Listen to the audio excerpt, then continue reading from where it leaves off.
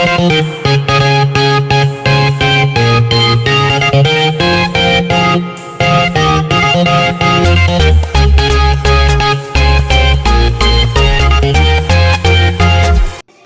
is up, guys? Today I want to talk about how to warm up for squats, for squat day, for squatting.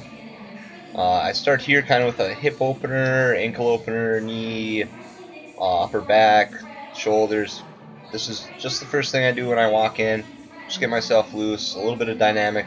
I guess I'm kind of bouncing here around, but really just trying to feel it out, get my hips opened up a little bit, get the lower back loosened up, and kind of feel out for a variety of squatting positions there. So closed feet, wide feet, toes in, toes out, knees out, knees in, and then kind of a rock back and forth there from toe to heel.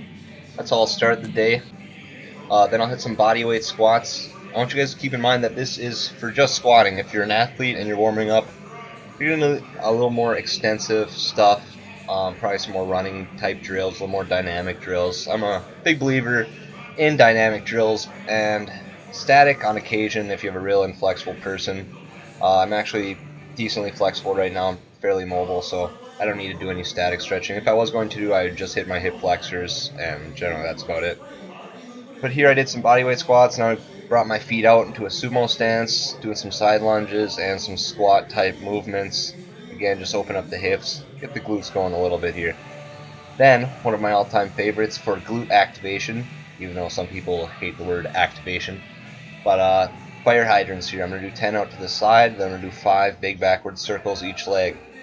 And this is just working on mobility and range of motion at the hip joint. And you'll see my back starts wiggling a little bit, so it's not all hip, but I just really like this movement. I feel it in my glutes, I feel the hips open up a little bit here, and it's part of my ritual. So it's going to be in every warm-up that I do before squat day, and also deadlift day. And yeah, almost all these movements I will do them also before deadlift day. So I guess this is how to warm up for squat or deadlift day, depending on how you look at it. Deadlift is a tiny bit more different towards the end, obviously, as I get into deadlift movements. Here's another one I really like for glutes, for the glutes going. I never really used to do stuff that would stretch or activate the glutes. Again, activate, whatever. Hate it, love it, it's a word, and I'm going to use it. So I would do, I don't know, you could call this a cook hip lift or a single leg glute bridge, but you're getting a stretch at the bottom and your piriformis of the leg that is crossed over the top. And I think that gives me some good benefits here because I'm pretty tight in that position. Sitting cross-legged is uncomfortable for me. So this movement is good for me. Just kind of open up the hips again, get the glutes going, get some activation, and then I'll bring my other foot down into a bilateral glute bridge, just using both feet.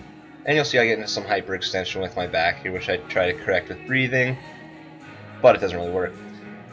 And again, just get the glutes going, get the body warmed up, get some blood flowing to the tissues, and, you know, whatever it takes to make yourself feel comfortable, find a ritual, get comfortable with stuff, and then get going into it. And then, so this is my squatting warm-up, and you can see I'm pretty quick here, dynamic, trying to open up the hips. If you guys watch me squat, I actually do bounce out of the hole pretty quick. Quick descent, quick bounce, and you know, that's just how I squat, so I want my warm-ups to look similar, and maybe a little bit faster on just the barbell, just to get the hips opened up. Again, this is all beltless until I get to 315, and then I start switching over to belt. Here's 135, again, working on my technique. You know, every warm-up set is a chance to work on your technique as well. So making sure I'm sitting back correctly, weights distributed correctly through my feet, bar sitting correctly on my back, and keeping a good spine, things like that. And you know, I can really gauge how I'm going to do by the time I get to 315, not generally from 225, but yeah. So here we go, a little heavier, threw another plate on. What did I hit? I hit like a set of 3 or 5, or I don't know. Whatever, do whatever feels comfortable. I do not recommend going to 10 reps with any weight that's above 135 because you could get a little tired, and I definitely would. So here's 315. I just hit this for a single. Yep, belt with single.